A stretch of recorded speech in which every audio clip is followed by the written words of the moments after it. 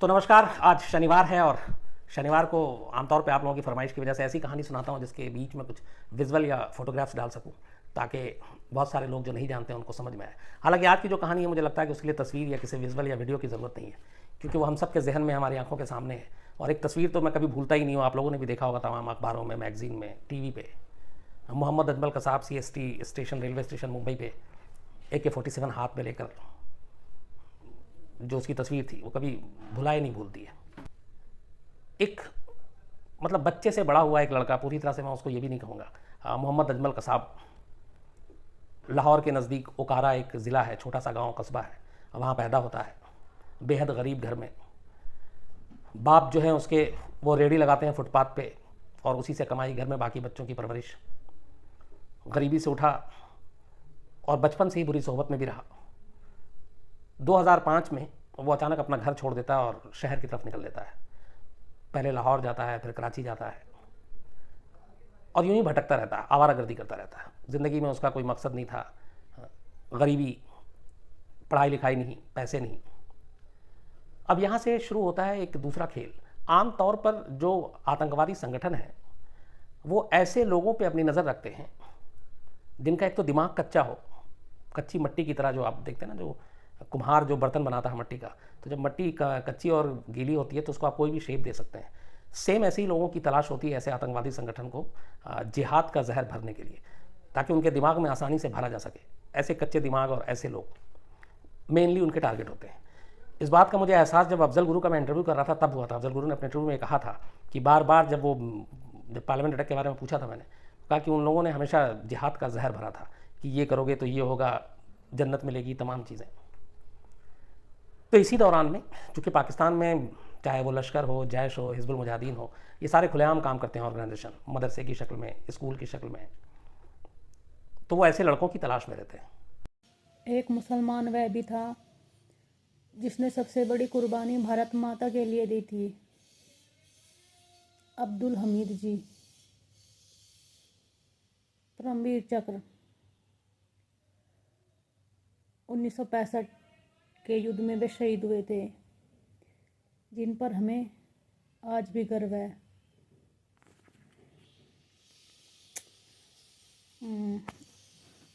अजमल कसाब, जिसने दूसरों को बेदर्दी से मारा, जब उसकी खुद की मौत आई तो उसकी फटके हाथ में आ गई।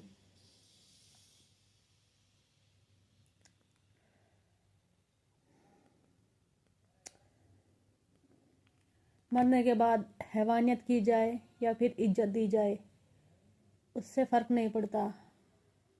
पर भारतीय संस्कृति हमको ये सिखाती है, हमको शस्त्र और शास्त्र दोनों का उपयोग करना ज़रूरी है।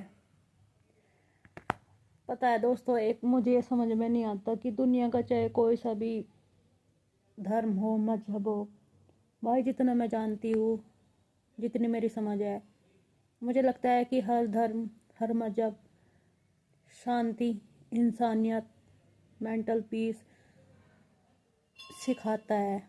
कोई ये नहीं सिखाता कि दूसरे की जान ले लो या दूसरे पे मतलब ज़बरदस्ती अपनी सत्ता स्थापित करो। भाई दुनिया में वैसे ही इतने झंझट है, इतनी तबाही मची हुई है, प्रकृति हमसे रूठी हुई है, कहीं कोरोना, कहीं कुछ, कोई ना कोई सा वायरस निकला ही रहता है। ऊपर से इंसान ही इतना बैर रख रहा है, ऐसा लग रहा है कि दूसरे को तो जीने ही ना दे, तू ही सारी धरती कब्जा कर ले, तू इस दुनिया में कोई किसी धर्म मजहब का रहे ना, बस तू ही तू रहे, सारी बेखत्म हो जाए। तो ऐसे थोड़े ना चलता है दोस्तों। मेरा मानना है कि जब प्रकृति कोई भेद नहीं करती, प्रकृति ये धर्म मजहब जो है अपना, भाई परमात्मा ने सबको एक समान बना के भेजा है। शांति से जियो, जीने दो, अपने अपनों का ख्याल रखो। कितनी उम्र है, ज़्यादा से ज़्यादा 50-60 साल, और अब तो भाई 30 साल के पार हुए आप। कुछ कुछ भरोसा नहीं है कब सरक जाओ। आजकल वो है ना, खाना पीना भी ऐसा हो रखा है। और मतलब मेरा मेन मोटिव कहने का ये है, भाई शांति से रहो, जियो और जीने दो।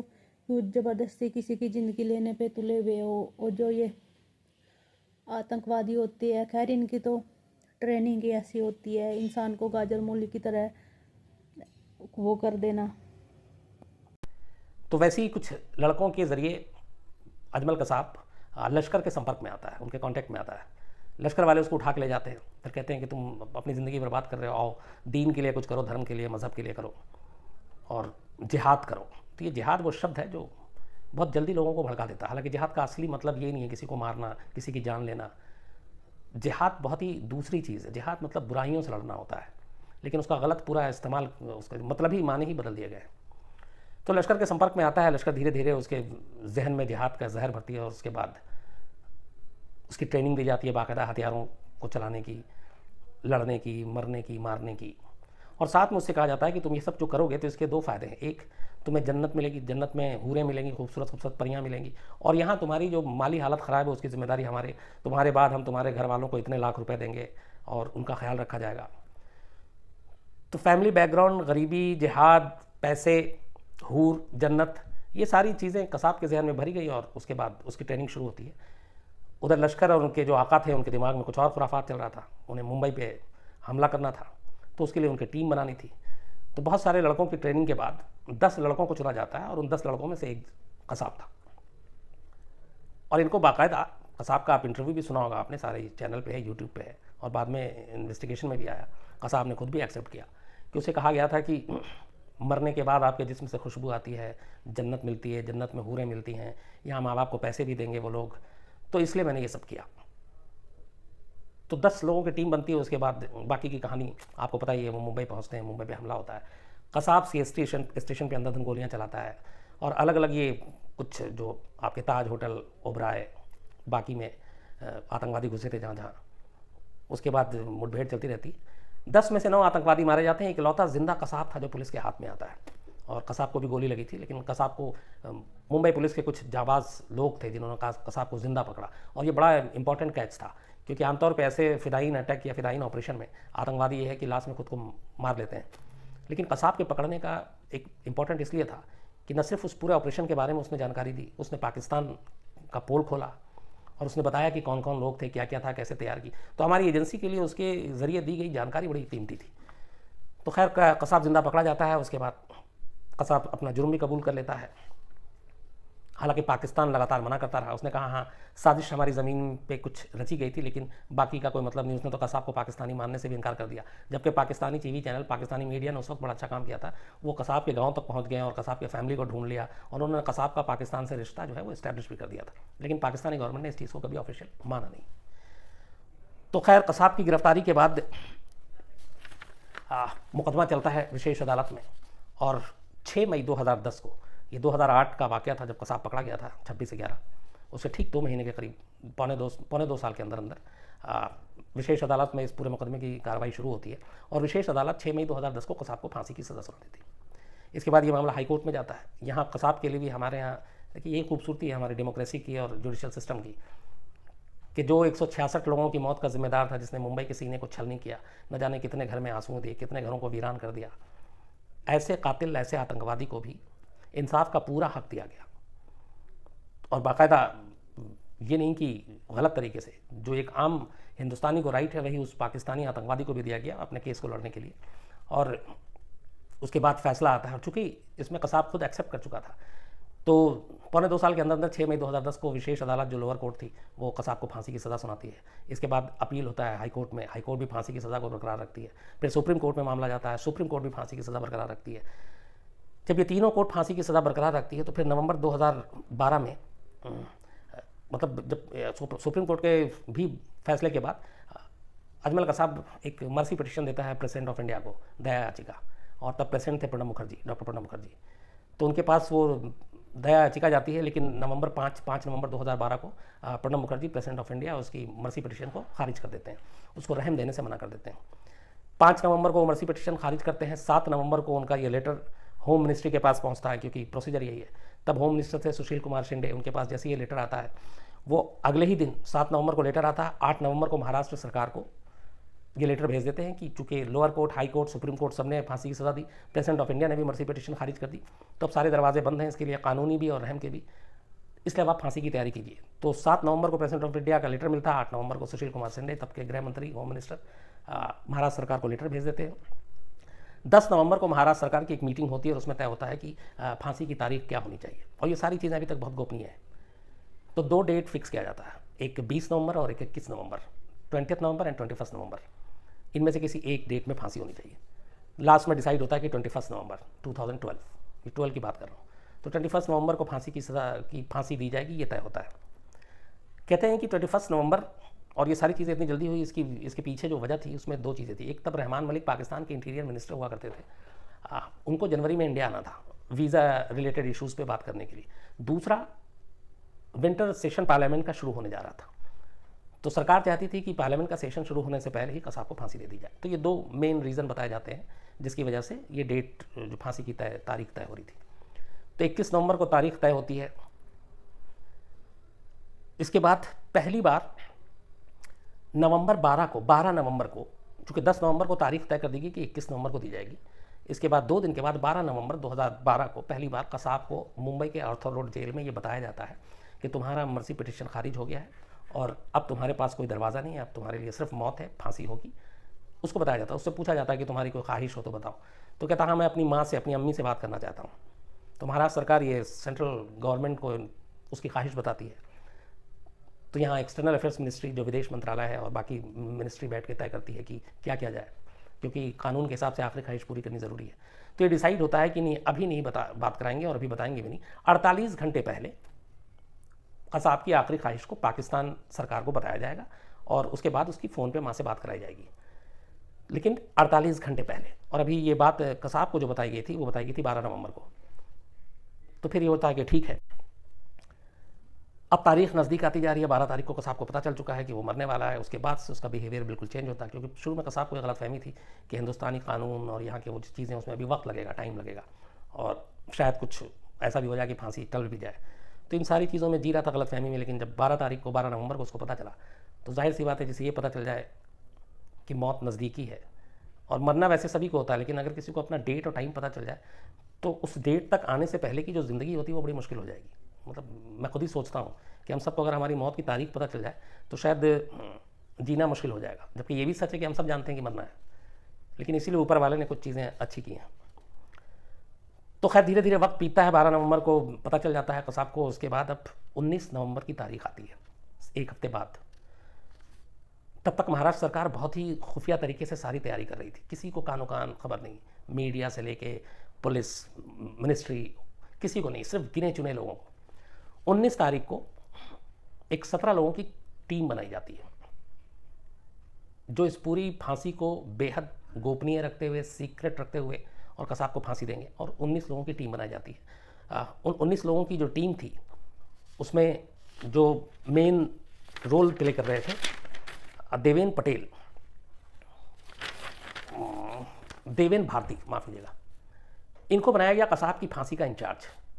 और साथ में 17 लोगों की टीम, उसमें एक टीम मेंबर एंटी टेरर, जो वहाँ के एंटी टेरर सेल के चीफ थे तब, राकेश मारिया, जिन्होंने 26/11 की भी जांच की, वो भी थे।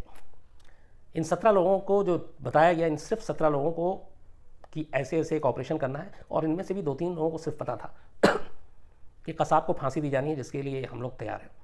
देवेन भारती के अलावा बाकी तमाम लोगों को 19 तारीख को पहली बार ये बताया गया, और 19 तारीख को ही देवेन भारती को छोड़ के तमाम अफसरों के मोबाइल फ़ोन जो है वो रख लिए गए कि अब अगले 2 दिन तक आपके पास कोई सेल फ़ोन नहीं होगा, आप अपनी फैमिली से, दोस्तों से, अपने डिपार्टमेंट से, कुलीग से आप बिल्कुल संपर्क में नहीं रहेंगे। इतनी ज़्यादा सीक्रेसी थी। तो देवेन भारती के लीडरशिप में कसाब को फांसी देने की पूरी एक ब्लूप्रिंट तैयार होता है। तब कसाब आर्थर रोड जेल में था, मुंबई के। 19 तारीख की रात को प्रिजनर वैन में, जो कैदियों को जो वैन ले जाया जाता है, उसमें 2 कैदियों को बिठाया जाता है, इसलिए कि किसी को ये पता नहीं चले कि क्या हो रहा है। और उस बुलेट प्रूफ वैन में ITBP, Indian Tibet police force जो अपनी है, उनके जवान की निगरानी में, बाकी खुफिया एजेंसियां थी उनकी निगरानी में, आर्थर रोड जेल से बाई रोड काफिला निकलता है बहुत ही खामोशी के साथ पुणे यरवदा जेल के लिए। क्योंकि मुंबई में फांसी देने की उस वक्त उतनी सारी वो चीज़ें नहीं हैं, तो आमतौर पर पुणे की जो यरवदा जेल है वहाँ पे फांसी का पूरा इंतज़ाम होता है। तो ये रात को निकलते हैं बेहद खामोशी के साथ, किसी को पता नहीं। और कमाल ये है कि जिस अंडा सेल में कसाब को रखा गया था आर्थर रोड जेल के, उस अंडा सेल को उसी तरह से रखा गया कि जैसे इसके अंदर कसाब है। और जेल के अंदर भी जो सुरक्षा गार्ड थे, वहाँ पे भी आईटीबीपी के लोग भी अंदर लगे हुए थे, उन्हें अंडा सेल में कोई नहीं है और वो फिर भी उस सेल की निगरानी कर रहे थे, क्योंकि उन तक को नहीं बताया गया था कि कसाब को यहाँ से ले जा रहे हैं फांसी देने के लिए और फांसी की तारीख ये है, तो किसी को जानकारी नहीं। और उस अंडा सेल की फिर भी निगरानी हो रही है, जबकि कसाब उस सेल में है नहीं। ये थी सीक्रेसी इस हद तक। इसके बाद रात को ही ये लोग आधी रात के बाद पुणे के यरवदा सेंट्रल जेल पहुँचते हैं। और जब वहाँ पहुँचते हैं तो अब यहाँ पे भी देखिए कि यरवदा जेल के जो सुपरिंटेंडेंट थे उनको भी पता नहीं था कि कसाब को यहाँ लाया जा रहा है और कसाब की यहाँ फांसी होनी है। तब तक न उनके पास कोई ऑर्डर, न रिटर्न में, न किसी ने बताया, इसलिए कि वहाँ से ये लीक ना हो जाए। उन्हें भी पता नहीं। जब रात को ये पूरी टीम पहुँचती है, उसके बाद सुपरिंटेंडेंट को उठाया जाता है, बुलाया जाता है, तब पहली बार बताया जाता है और फिर सुपरिंटेंडेंट को भी उसमें ये शामिल किया जाता है कि अब आप भी ना अपनी फैमिली से बात करेंगे, ना बाकी को बताएंगे, क्या होने जा रहा है आपको भी कुछ पता नहीं है। इतनी ज़्यादा गोपनीयता बरती गई। ये चूँकि अब 20 तारीख की सुबह सुबह हो गई थी, 20 तारीख को ही पहली बार पुणे से 45 किलोमीटर दूर एक, उससे पहले भी जल्लाद वहाँ पर रहा करता था, उस जल्लाद को बुलाया जाता है, उसको इन्फॉर्म किया जाता है और उसको ये नहीं बताया जाता कि इसकी फांसी होनी क्या होनी है। उसको भी ये कहा जाता है कि एक फांसी होगी आगे कभी किसी की, तो और उसके लिए ज़रा से तैयारी करनी है। जल्लाद को फिर जेल ला जाता है, तब उसे पहली बार पता होता है कि फांसी देनी है और वो भी 24 घंटे के अंदर देनी है। उसके बाद उसे भी बाहर जाने नहीं दिया जाता। ये सारी सीक्रेसी मेंटेन होती थी। इस बीच इधर 19 तारीख को जब इसको ले आया जाता है कसाब को वहाँ से आर्थर रोड जेल से, तो विदेश मंत्रालय पाकिस्तानी एम्बेसी को पहली बार इन्फॉर्म करती है कि कसाब की आखिरी ख्वाहिश है कि वो अपनी माँ से बात करना चाहता है। लेकिन पाकिस्तानी एम्बेसी उसका रिस्पॉन्स नहीं करती है, ना बात कराती है और ना उसको जवाब देती है। तो ये वेट करते हैं, फैक्स भी करती है अपनी विदेश मंत्रालय, फॉरेन मिनिस्ट्री, लेकिन उसका भी कोई रिप्लाई नहीं आता है। तो उसका रिप्लाई नहीं आता है। इधर फांसी की तैयारी शुरू हो चुकी थी। इस दौरान जब आर्थर रोड जेल से पहली बार 19 तारीख की रात को कसाब को निकाला गया, तो कसाब को भी अंदाज़ा नहीं था कि, उसे लगा था कि अभी कुछ और इसमें कानूनी अड़चन, क्योंकि वो बार बार वकील और उनके बारे में बात कर रहा था, मर्सी पिटीशन खारिज हो जाएगी, रहम की अपील उसके बाद भी, और कई होता है, दोबारा भी डालते हैं। लेकिन जब आर्थर रोड जेल से उसको 19 तारीख की रात को निकाला गया, तब उसको एहसास हो गया था कि अब उसकी मौत तय है, यकीनी है और अब कभी भी हो सकती है। वहाँ से वो और ज़्यादा घबराना शुरू हुआ और इसलिए उसका ज़्यादा ख्याल रखा गया कि कहीं ये, क्योंकि मौत से बचने के लिए आदमी किसी हद तक जा सकता है, तो ये वायलेंट ना हो जाए, बाकी कुछ ना हो। तो कड़ी निगरानी में, हर वक्त चौकसी में, लोगों की नज़रों के सामने उसको बहुत मुश्किल से लाया गया, फिर वहाँ रखा गया और वो लगातार, अब उसकी पूरी बॉडी लैंग्वेज सब कुछ बदल चुकी थी। 20 तारीख को अब वहाँ पे जो महाराष्ट्र के उस वक्त होम मिनिस्टर थे आर पाटिल, सेंट्रल में सुशील कुमार शिंदे, ये 17 कमेटी के लोग जो थे देवेंद्र भारती की अगुवाई में, यरवदा जेल के सुपरिंटेंडेंट, इसके बाद शामिल किया जाता है वहाँ एक डॉक्टर को बुलाया जाता है, वो, इनके अलावा बाकी दुनिया में बाहर उस यरवदा जेल के किसी को कोई भनक नहीं थी कि क्या होना जा रहा था। जाहिर सी बात है, प्राइम मिनिस्टर ऑफ इंडिया उस वक्त मनमोहन सिंह थे, उन्हें जानकारी थी, सोनिया गांधी को जानकारी थी, राहुल गांधी को थी, लेकिन बस जिन जिन लोगों को ज़रूरत थी उसके अलावा किसी को जानकारी नहीं थी। 21 नवंबर की सुबह 7:36 पे पुणे की यरवदा जेल में कसाब को फांसी दी जाती है। उस पूरी रात कसाब सोया नहीं। उस पूरी रात कसाब से फिर पूछा गया था आपकी आखिरी ख्वाहिश, उसने कहा अम्मी से बात करनी है, लेकिन वो बात, चूँकि उनको बताया गया कि पाकिस्तान में मैसेज दिया गया है, नंबर भी दिया गया है, इस नंबर पे फ़ोन पे बात हो सकती है, लेकिन वहाँ से कोई रिस्पांस नहीं आया। पाकिस्तान की भी मजबूरी थी, वो बात कराने का मतलब था ये लिंक इस्टेब्लिश करना कि कसाब पाकिस्तानी है, पाकिस्तान सरकार की पोल खुल जाती, तो जाहिर है वो ऐसा काम नहीं कर सकता था। उसके बाद सुबह कसाब को जब ले जाया जा रहा था, वो रात से ही बहुत ही घबराया हुआ था, वो अपने पैर पे चल भी नहीं पा रहा था। तो जो सिक्योरिटी गार्ड थे, जो जेल के स्टाफ थे, वो दोनों कंधों के उसके हाथ के अंदर हाथ डालकर उसको लगभग पैर लड़खड़ा देते थे, घसीटते हुए एक तरह से फांसी के तख्ते तक ले जाते हैं। फांसी के तख्ते पे चढ़ने से पहले जो जेल के अंदर से खबर आई और जो लोग वहाँ शामिल थे उन्होंने बाद में बताया भी, उसमें से एक चीज़ थी कि जो कसाब ने मरने से पहले कहा था, और बल्कि जब उसको कमरे से लेके जा रहे थे उस दौरान उसने कई बार कहा, और मौत से पहले भी उसने कई बार कहा, वो जो उसकी लाइन थी वो ये थी कि अल्लाह कसम ऐसी गलती दोबारा नहीं होगी, अल्लाह मुझे माफ़ करे। तो ये उसकी लाइन थी कि अल्लाह कसम ऐसी गलती दोबारा नहीं होगी और अल्लाह मुझे माफ़ करे। ये उसने मरने से पहले कहा, सेल से वहाँ तक पहुँचते हुए कहा और कई बार कहा। 7:36 21 नवंबर 2012 को पुणे की यरवदा जेल में इस तरह से कसाब की फांसी हुई। थोड़ी देर के बाद डॉक्टर ने डिक्लेयर कर दिया, उसका डेथ सर्टिफिकेट बना। फिर पाकिस्तान से कहा गया कि इसको फांसी हो गई है और अगर उसकी फैमिली वाले इसकी बॉडी लेना चाहें तो हम इस बॉडी को पाकिस्तान भेजेंगे। लेकिन पाकिस्तान जो फ़ोन पे ही उसकी माँ से बात नहीं करा पाया, जो आखिरी ख्वाहिश थी, बॉडी सवाल ही नहीं था। ये हम इंडियन गवर्नमेंट को ही पता था कि क्लेम नहीं आएगा, इसलिए कि क्लेम का मतलब है आप एक्सेप्ट करते हो कि ये पाकिस्तानी है और मुंबई अटैक में पाकिस्तान का हाथ है, तो वो सारी चीज़ें आ जाती बीच में। तो ये पहले से मालूम था, इसीलिए पुणे के ही यरवदा जेल के अंदर एक गुमनाम जगह पे कब्र खोदी गई, बाकायदा इस्लामिक रीति रिवाज से मौलाना भी बुलाया गया, और जिस तरीके से एक दफनाया जाता है एक मुस्लिम में किसी मुर्दे को, वही सारी चीज़ें कसाब के साथ की गई, जबकि उसने बहुत बड़ा ज़ख्म दिया था हिंदुस्तान को। लेकिन मौत से पहले उसकी कानूनी जो हक़ थे सारे वो दिए गए, मौत के बाद जो एक तरह से इस्लामिक रीति रिवाज से दफनाना चाहिए वो भी किया गया, और वो वहीं पे पुणे की यरवदा जेल में उसको एक गुमनाम जगह पे दफना दिया गया। पाकिस्तान ने हालांकि आज तक माना ही नहीं कि कसाब हमारा पाकिस्तानी था, 26 अटक में हमारा हाथ था। सिर्फ इतना कहता है कि हाँ, इस साजिश की कुछ चीज़ें पाकिस्तान की सरजमीन पे बुनी गई थी, लेकिन इसमें हम लोगों का हाथ नहीं, और कसाब को तो खैर कभी पाकिस्तानी माना नहीं।